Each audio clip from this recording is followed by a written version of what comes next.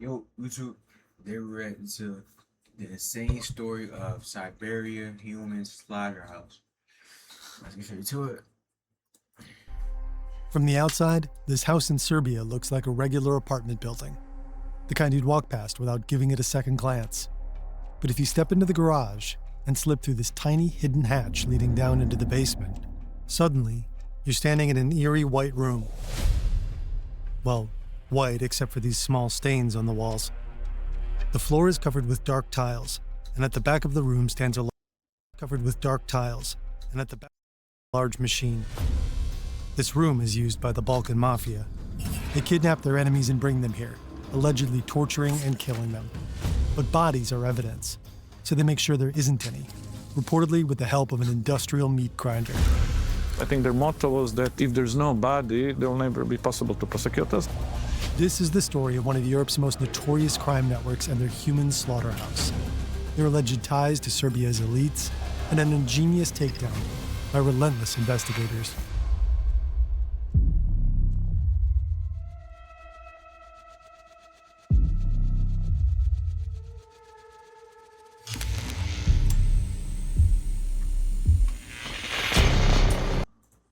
Graphic descriptions of violence. Much of what we know about this case stems from an indictment in corruption uncovering. Chances are you'd struggle to find Serbia on a map. It's a landlocked country, south of Hungary, next to Romania. Roughly 6.5 million people live here. Politically, it's run by the right-wing SNS party. Aleksandar Vučić has been president since 2017. On the streets of Serbia, the Balkan Mafia has a strong presence. 6.5 million? That's a lot for it to be. That's a lot of people. Two clans play a major role, the Kavač and the Shkaljari. Their story begins in a neighboring country. Kotor is one of the most beautiful towns in Montenegro. This is Stevan Dojčinović. He's the editor-in-chief of the Serbian investigative portal Creek. They have really has huge old town, which is really nice, and it's popular tourist area. And there's a lot of basically sailors that actually coming from this town. In the 2000s, a single criminal group called the Kotor clan operated here. It was under the rule of drug lord Darko Šarić. For more than a decade, he controlled a significant share of the cocaine trade into Europe, until he was arrested in 2014. And after a cocaine deal went wrong in Spain, the group split into two clans, the Kavač and the Shkaljari, named after two villages in the region. These two clans don't just operate in Montenegro. They're active across the Balkans and traffic drugs all over Europe. So basically the role of Balkan organized crime group is to transport big amounts of drugs from South America to Europe, and then usually they sell these drugs to European gangs. They will not deal with distributions. The Kavač and the Shkaljari are locked in a violent conflict. This basically means they're hunting each other down. I cannot even count it anymore, but it was definitely more than 100 murders were connected in this war of these two gangs. More than 100, definitely. And then in different countries, they found groups to join one another side. Like in Bosnia, some of the Bosnian criminal groups joined more like Shkaljari, others joined the Kavač gang. As a result, the conflict between the Montenegrin clans has spilled over into neighboring countries: Croatia, Bosnia, Slovenia, and Serbia. In Serbia, they were looking for like local Serbian allies. They found, and as one of their most important allies in Serbia was this criminal group around Belivuk.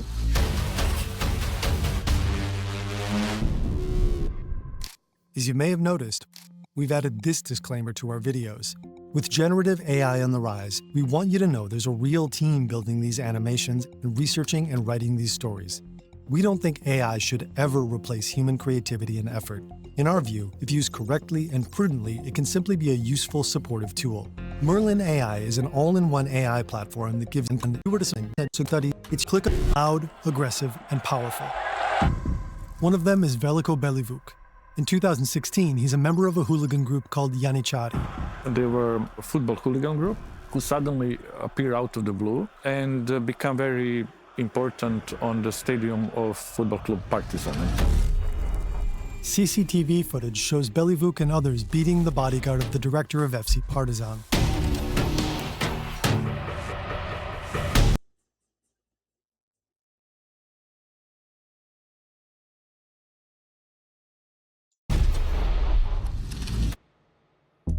After Yanichadi's leader is murdered, Belivuk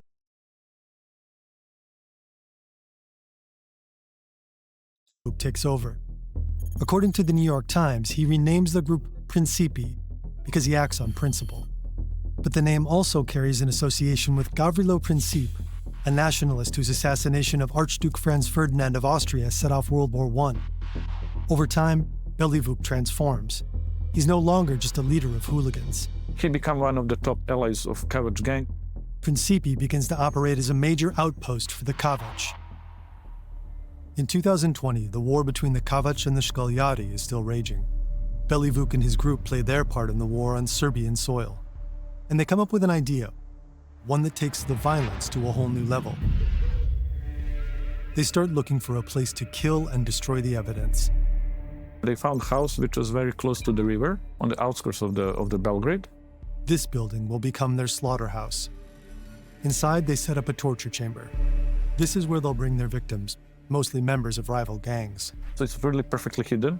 Inside of the house was like normal house. But if you manage to open this wall, then you have small corridor. And then what waits you under the stairs will be like a big room, which will be usually wrapped into the plastic, prepared for the murder, and with one chair. That's all. For me, more scary part than this was actually how they were like bringing victims. Most of these people actually lured inside of the house.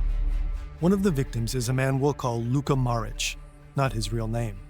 He's a leader of a rival partisan hooligan group and an important associate of a man called Filip Korac. Now, Filip Korac is an important organized crime figure from the Serbia who sided with Shkaljar gang. That means Luka has ties to the enemy. In August 2020, his wife is making dinner and feeding their two babies. Luka heads out to buy guns. He was afraid for his life that moment, so he kind of felt something could happen. He wanted to buy new guns, most likely in order to better protect himself. According to the indictment, he meets a friend he trusts on a dirt road beside an empty field. Luka doesn't know it yet, but his friend has betrayed him. The meeting is a trap. Belivuk and his gang are waiting for him. Their modus operandi would be to find a person which is very close to you, which then they will make to shift the sides and start working with them. And then they will use somebody you trust to actually lure you. So this happened in this case. They jump him, tie him up, and take him to the slaughterhouse. Then they drag him inside, force him to unlock his phone and go through his contacts. The first moment he understood that basically he's done. According to the indictment, Belivuk and his gang begin to torture him. Afterwards, they behead Luka with an axe.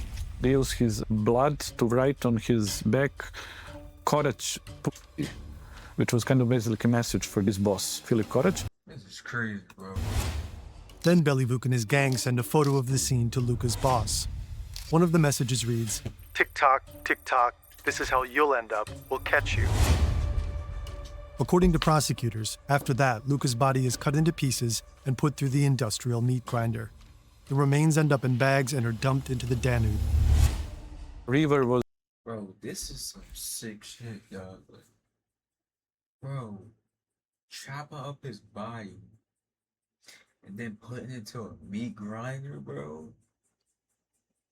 Man, bro. I can only imagine what that looked like, bro.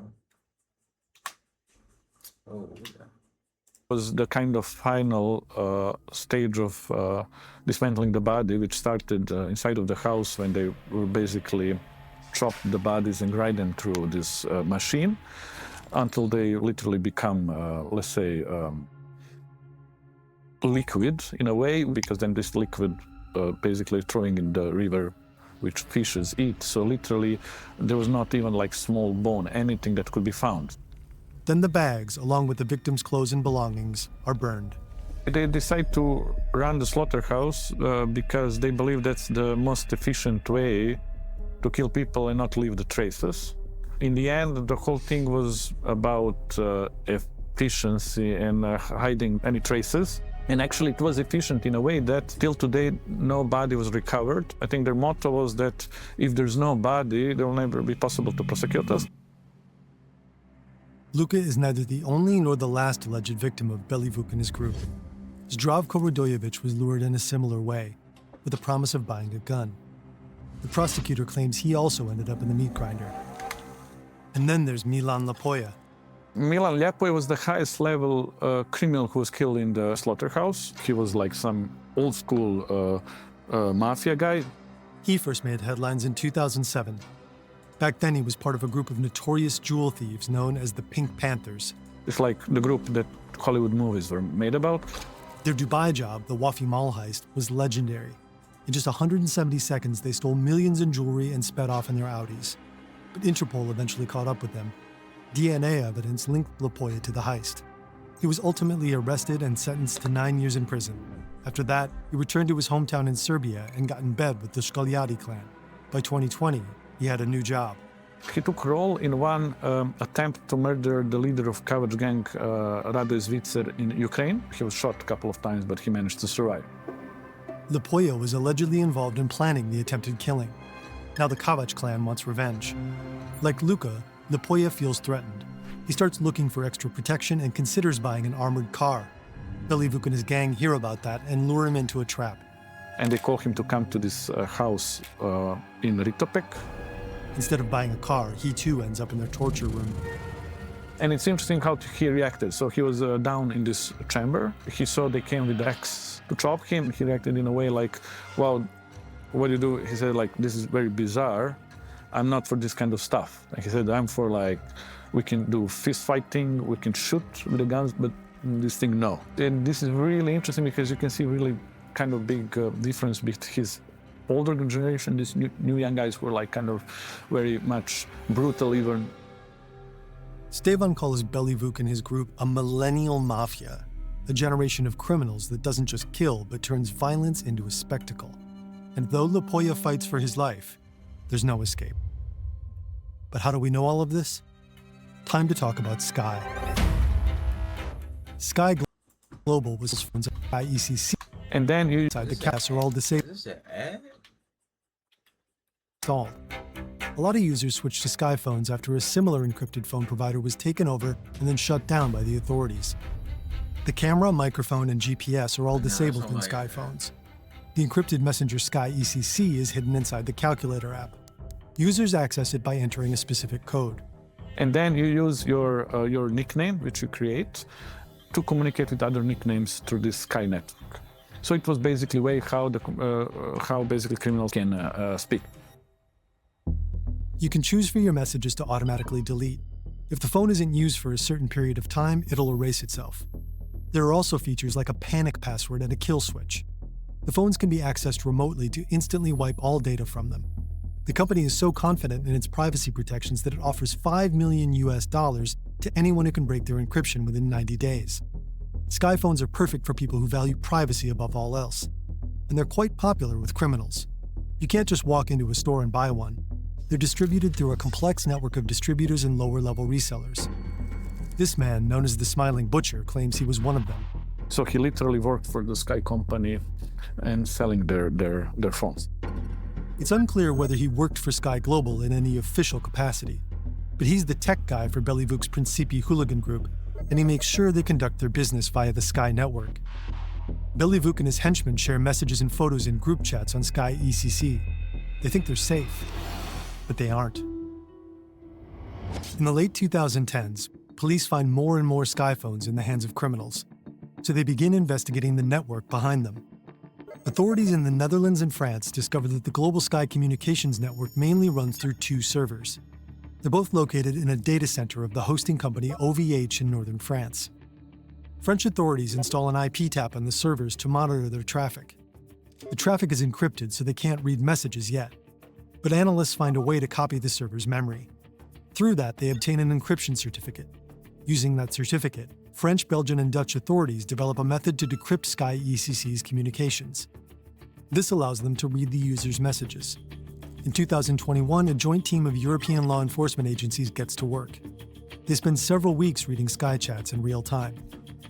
It's a rare moment. To them, it feels like standing outside in the dark, peeking inside a house, when suddenly, someone turns on the lights. More than that, it feels as if they're suddenly sitting at the dinner table with the criminals. The authorities intercept approximately 1 billion messages. According to law enforcement, about 170,000 Sky phones are registered worldwide. Each month, roughly 70,000 users actively communicate on the platform. Some are located in the Americas, but most are in Europe. About a quarter of all active users are based in Belgium and the Netherlands. Many of their messages, police say, cluster around one specific place, the port of Antwerp. We've already made a video about how Antwerp's port has become Europe's main gateway for cocaine, and how cartels recruit miners to break into containers and retrieve drugs for them. But a lot of other messages the authorities read come from an entirely different region, the Balkans. They also stumble upon the communications of Belivuk and his gang, and what they uncover is horrifying. The prosecution has collected the nicknames that the criminals used in the app. In one of the chats, Belivuk, using his nickname Soprano, writes, "I can't wait to strangle him. and See, honey? Mexico in the middle of Belgrade." even when he's not around, he seems to be asking his men to describe the torture at length. "Don't skip those juicy details for me." In the chats, Soprano approves kidnappings and killings with short messages. We're for it. The smiling butcher writes, He has already lost a finger and is badly ruined. But the idiot thinks he will get out. I've already skinned him well. and Boom. Mar hits him in the head. Boys, need to go, bro. Gang. This is crazy, bro. He got a brutal beating by them, bro. He was already seriously unconscious. Afterwards, bro, he was all black. He didn't resist much, didn't cry, nothing. He was in terrible shock. the authorities see all the pictures the gang shares in their chats. Screenshots of Bitcoin transfers to pay off hitmen, fake identity documents, bundles of cash, weapons, shipments of cocaine, and disturbing photos of torture. Police can see all this evidence because Belivuk and his gang didn't delete the photos. Because, the Sky is a system every month basically cleans everything. So in order to save these photos, in the end of the month, they were always sending them to somebody from inside of the gang just to keep them saved. So they really wanted to keep these messages. It's weird, but in a way, how they found the house, how they built the house with this secret corridor, how the careful was not to leave any traces, that they did everything like so carefully there, and they were like taking and saving these photos was major evidence. That's kind of really interesting element to the whole thing. French authorities inform the Serbian police about the chats. As a result, Belivuk and part of his gang are arrested.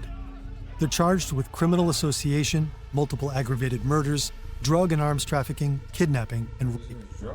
Hundreds more alleged criminals are arrested in other raids across Europe. In Belgium, more than 100 people are convicted in the country's biggest drug trial ever. Sky Global's CEO, Jean-François Ypes, and former distributor Thomas Herdman were indicted in both the US and France. In the US, Ypes and Herdman are accused of knowingly and intentionally participating in a criminal enterprise that facilitated drug trafficking. In a statement and in an interview with Motherboard, the CEO said that law enforcement was trying to vilify anyone who pushed back against unwarranted surveillance. According to him, the encrypted chat platform existed for one reason: to protect the fundamental right to privacy. After the arrests, the police searched the house in Riedepec. They entered the garage, climbed through the hidden hatch, opened the door, and found evidence of the bloodbath that took place there. The industrial meat grinder, a groove cut into the tiled floor running from one side to the other, several stains on the walls, on the door, next to a radiator, on the tap, and on the light switches. The smiling butcher cut a deal with the authorities. Based on his testimony and the DNA found in the room, authorities believe that at least 7 people were killed in the slaughterhouse. The arrest of Belivuk and his group was celebrated as a major victory for the Serbian authorities, and it also caught the attention of politicians. Danas smo razgovarali o razbijanju kriminalne bande Belivuk Miljković i sa velikim ponosom mogu da kažem da je ova banda razbijena. Dakle, ono što je naša poruka. S ovom bandom smo završili. The Serbian president seemed very pleased that Belivuk and his gang had been arrested. Yet he himself is accused of having enabled figures like Belivuk to operate under quiet protection for years. In 2006, Montenegro broke away from Serbia after a popular vote. The Serbian government under President Tadic followed reformist center-left policies. But ever since Aleksandar Vučić became president in 2017, he's been running the country more like an autocracy. Freedom of expression is limited. corruption is rampant. The growing frustration with the government has fueled repeated protests over the years. At the beginning of Vucic's first presidency, demonstrations against dictatorship erupted. A year later, another wave of protests followed after an opposition politician was brutally attacked by a group of hooded men. In 2023, a school shooting sparked the Serbia Against Violence protests. And in 2024, the canopy at a freshly renovated train station in Novi Sad collapsed, killing 16 people. And the reason for this is corruption, because of the corruption, everything was badly done. The train station was meant to showcase Serbia's progress, but instead became a symbol of everything going wrong in the country. Huge student-led protests aimed directly at Vucic's government erupted across the country. The authorities responded with violent crackdowns. In the year after the tragedy, more than 80 journalists were physically attacked. Vucic doesn't hesitate to deploy police forces against anti-government protesters. But according to Stevan, he's also using Organized crime figures which he's bringing against the protesters. We have government who basically cooperates with organized crime. It's 2017, 2 years before they used the Slaughterhouse. A murder shakes Serbia's capital, and Belivuk is caught up in it. The police arrest him and seize his phone.